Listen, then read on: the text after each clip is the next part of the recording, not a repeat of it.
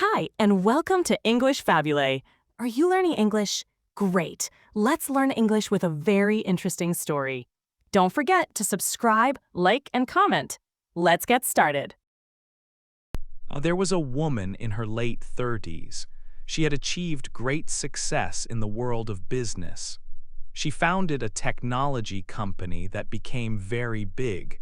For many years, she put all her energy into building this company. She was known as a strong leader and a successful person, but her life took a difficult turn. Some people who worked with her planned against her. They wanted to take control of the company she started. They wanted to push her out. This problem was very big and felt like a deep betrayal. The situation caused her great pain. She felt immense sadness and disappointment. All her achievements seemed to mean nothing now. She felt trapped and hopeless. The stress was overwhelming. She started to think about ending everything. She thought about giving up her life because the pain was too much to carry. She was in a very low point. One evening, while she was feeling this intense despair, she noticed a small object on a table. It was a ticket for a special talk called a personal optimization conference. Her mother had given it to her earlier. Normally, she would not be interested in such an event. Her focus was always on work and practical matters, but in her current state, she felt a strong need for help. This ticket, seemingly small and unimportant before, now represented a tiny possibility, a chance that maybe, just maybe, there was an answer waiting for her, a new idea, a different way to see things, a spark of hope in her dark time. She thought it could be a final attempt to find a solution before giving up completely. Despite her doubts and her usual attitude towards such events, her desperation pushed her to make a decision. She would go. She would attend the conference. She was searching for something, anything, that could pull her out of her deep sadness and help her face her enormous problem at work. She went hoping to find the key to a better future, a way to reclaim her life and happiness. She was looking for an answer that felt impossible to find anywhere else. 2. A big talk. Many people came to a large room. They wanted to hear a famous speaker called the spellbinder. He was an old man known for giving people hope and ideas. The spellbinder stood on a big stage. He looked old but spoke with power. He told everyone, life is short. Do not use your small talents in a small way. He said that each person was born with a chance to do great things and become special. He told the crowd to stop living normal, uninteresting lives. He called some people cyber zombies because they were always on their phones and did not truly live. He wanted them to do important work and have a good life with strong ideas and beautiful moments. He said people who are truly great give to others, they do not just take. He stopped for a moment. A tear came down his face. He spoke about the important call people have in their lives and a strong feeling to be excellent. He told them, your reasons for not trying are like people who try to trick you. Your fears tell you lies. Your doubts take away your chances. He knew many people in the room felt sad or had not reached their dreams. Their daily lives felt boring or heavy with worries. He said sadly, too many people die in their hearts when they are only 30, but they are not put in the ground until they are 80. He spoke to people doing well and people having problems. He said everyone has hard times and sad moments. He told them not to let past pain stop a good future. If your life feels bad now, he said, it is because your fears are stronger than your belief in yourself. He said that every hard time helps make you the strong person you are now. A man in the crowd said it sounded easy, but it was not. The spellbinder agreed.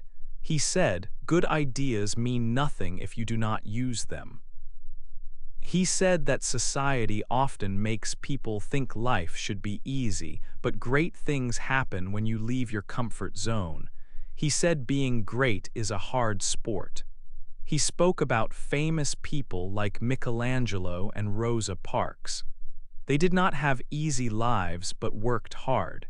He said, "The place where you feel most uncomfortable is also the place where your biggest chances are." He told people to face their fears to grow. Suddenly, the spellbinder began coughing very hard. A young woman came quickly to help him, but it was too late. The spellbinder fell down on the stage. His eyes were closed. A little bit of blood was on his head.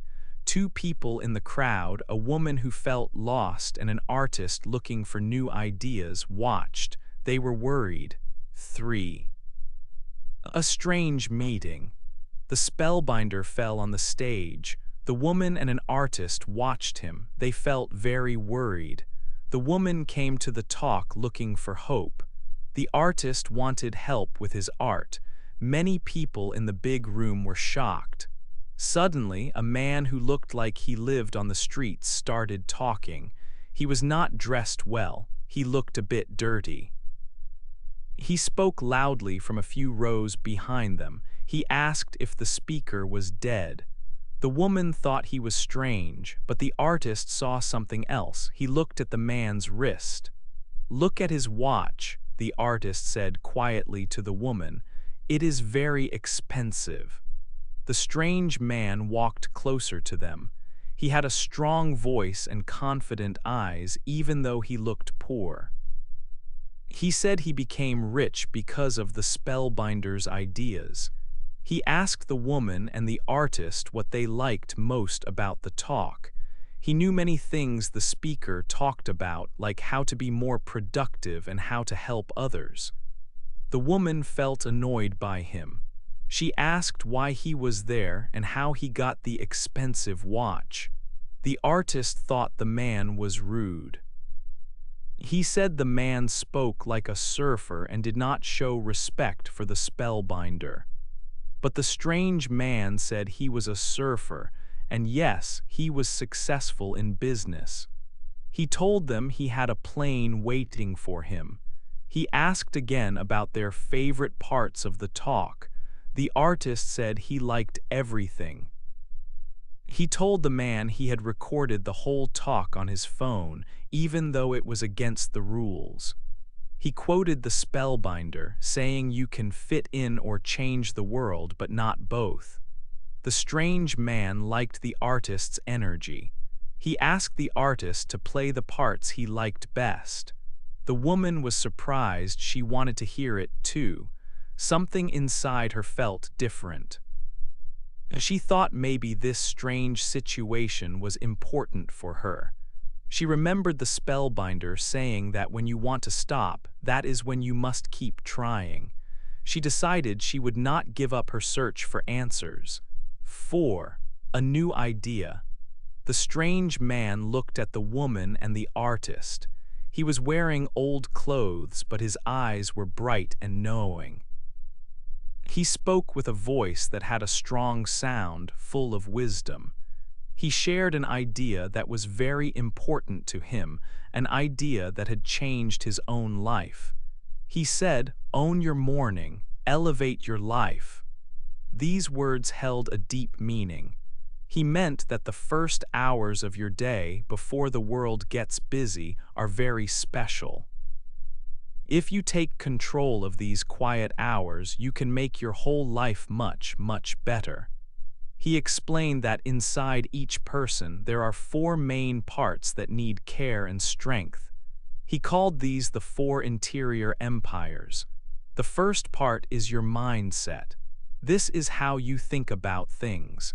It includes your thoughts, your beliefs, and your view of the world. The second part is your heart set. This is about your feelings and emotions. It is where your ability to love, forgive, and feel joy lives. The third part is your health set. This is about your body.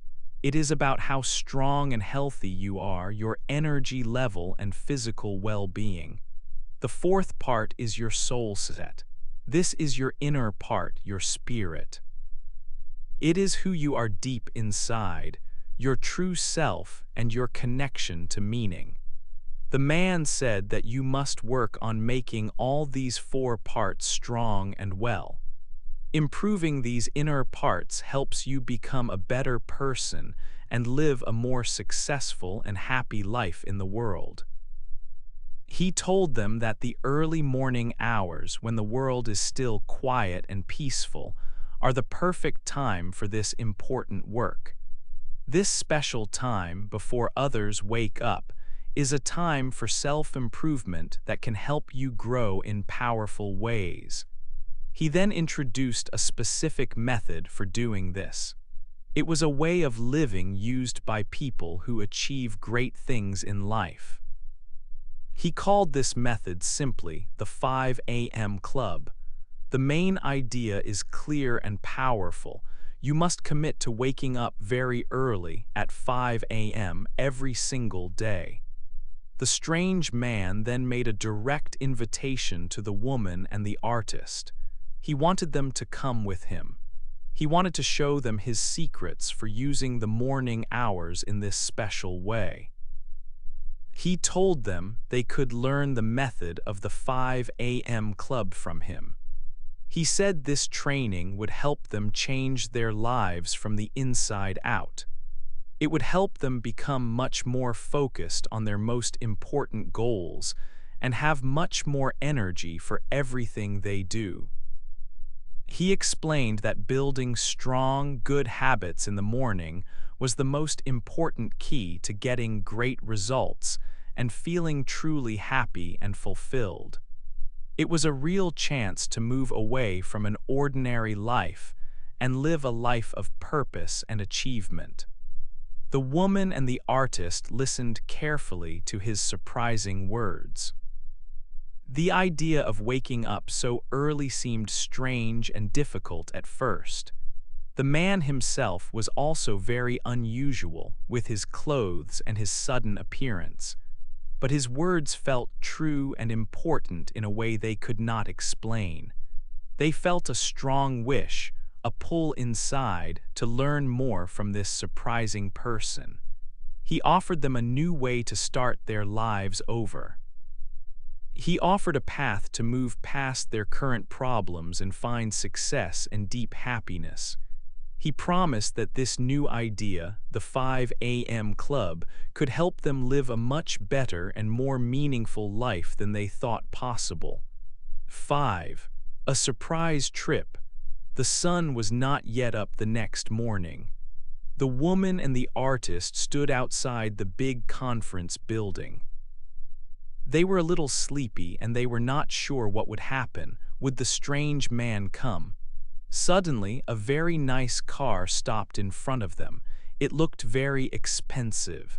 A driver in a uniform got out and opened the door for them. He asked, "Are you waiting for Mr. Riley?" The woman and the artist looked at each other. Mr. Riley. They thought of the man who looked like he lived on the street. The driver smiled. He said, "Mr. Riley asked me to pick you up. Please get in." He explained that Mr. Riley often dressed simply. He was actually a very rich man. He owned many things, including this car and many planes. The woman and the artist were very surprised. They got into the car. It was soft and comfortable inside. The car drove away quickly. Soon they were at a small airport. It was a private airport, not for regular people. There was a beautiful white jet waiting on the ground. It had the letters 5AC on its tail. A flight helper met them and helped them onto the jet. Inside, it was like a small, nice room. There were soft chairs and space to walk. The flight helper offered them food and drinks. The jet took off smoothly. They flew high above the clouds. The driver had told them they were going to a place called Mauritius. It was a faraway island in the ocean. After a long time, the jet landed. They got into another car. The car drove past green fields and small houses. The air felt warm and fresh. They saw the blue ocean getting closer. They stopped at a beautiful house next to the beach. It was a lovely place, simple but elegant. There were many flowers. They walked onto a porch that looked out at the water. Down on the sand, a person was standing. He was looking out at the sea. The woman and the artist walked towards him.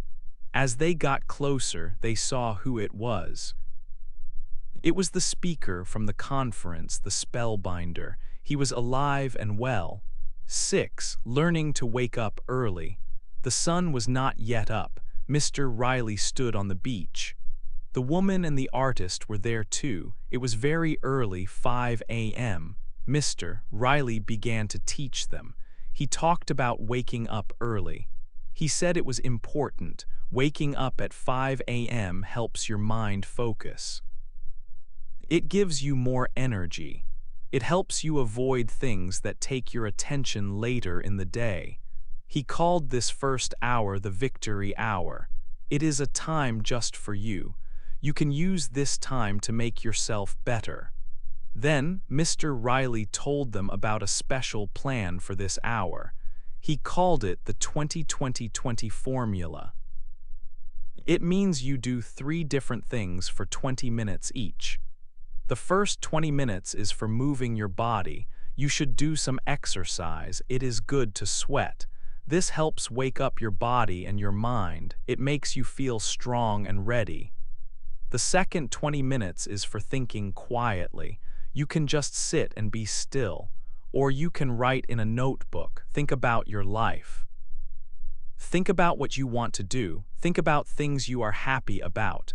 Writing down thoughts helps you feel better and think clearly. The third 20 minutes is for learning. You should read something helpful or listen to something that teaches you new things. You can read books about people who did great things. You can learn about new ideas. This helps your mind grow. Mr. Riley said doing these things every morning makes a big difference. It helps you think better and feel better. It helps you do better work and live a better life. While Mr. Riley was talking, the woman's phone made a sound. She looked at it. There was a message. The message said she must leave her company. It said if she did not leave, something bad would happen to her. Now she felt very scared. Mr. Riley saw that she was afraid. He looked at the message. He was calm. He told her not to worry. He said he would help her. He would make sure she was safe. He showed her that he had people who could protect her. He told her to listen to him and trust him. 7 more good habits. Mr. Riley began to teach the entrepreneur and the artist about building strong habits. He said it takes time, about 66 days, for a new habit to become easy. This time has 3 parts. The first part is hard, like when you start something new. You feel like stopping, but you must continue. The second part is confusing. Your mind is changing. It feels messy, like a dark night. The third part is good. The new habit feels normal now. It is part of you. After about 66 days, the habit does not need much work. It happens by itself. Mr. Riley then spoke about people who make history. He said they have 4 important focuses. First, they use their abilities fully. They work hard to be good, not just have talent. A practice is more important than skill you are born with. Second, they stay away from distractions. Things like phones and too much noise can stop you from doing your best work. Your old part of the brain is afraid of change, but the new part wants to grow. Being quiet and alone in the morning helps the brain work well. Third, they practice self-mastery every day. In the morning hour, they make their mind, feelings, body, and spirit strong. How you feel inside shows outside. Fourth, they stack their days. Each day is like a small life. If you make each day good, your whole life becomes good. Doing small good things often builds great results over time. He also shared 10 ways for people to be very good over their whole lives. These are tactics for peak performance. One tactic is to create a focus time. You make a special time to do important work without anyone or anything stopping you. Another tactic is the 90-91 rule. For the first 90 minutes of your workday, you work only on your most important project. Also, there is the 60-10 method. You work hard for 60 minutes, then rest for 10 minutes. This helps you work well and rest well. Mr. Riley explained these habits and tactics help people use their time and energy in the best way. 8. A happy ending. After many lessons, they learned important things. Mr. Riley taught them about working hard and resting well. This is like having two parts, one for doing things intensely and one for getting strong again. Like farmers let the ground rest after working it hard. You need pressure from hard work to grow, but you also need quiet time to become better and stronger. This balance helps you keep going and not get tired. They visited Robben Island and learned about the life of Nelson Mandela. He was in a very difficult place for a long time in prison, but he used that time to grow strong inside his mind and heart. He learned forgiveness and found great courage. This lesson showed the woman and the artist how to face any problems in their lives with peace and inner strength. It is possible to turn hard times into a chance to become a better person. The woman and the artist used all they learned from the 5 a.m. club. They woke up early every day at 5 o'clock. They used the first hour to do exercise, think quietly in their journals, and learn new things by reading or listening. They made their minds strong with good thoughts, their hearts kind by letting go of anger, their bodies healthy with exercise, and their spirits peaceful. They kept building good habits slowly, day by day. They found their focus and avoided distractions. They worked hard on important projects but also took time to rest, play, and enjoy beautiful moments. Their lives changed completely over time. The woman became very successful leading her company. The artist became a well-known painter making beautiful art. They were not just successful in work, they found true happiness together.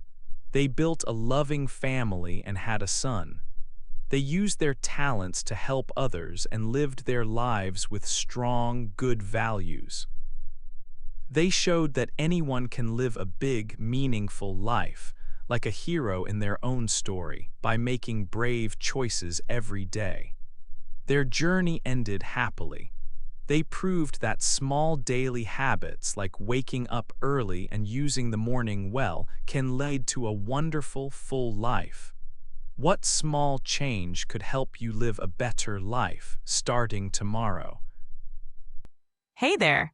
Just a second before you go. If you learned something new today, please give this video a like, write your thoughts in the comments, and subscribe to the channel. It only takes a second, and it really, really helps to create even better English videos for you. Your support means the world. Thank you.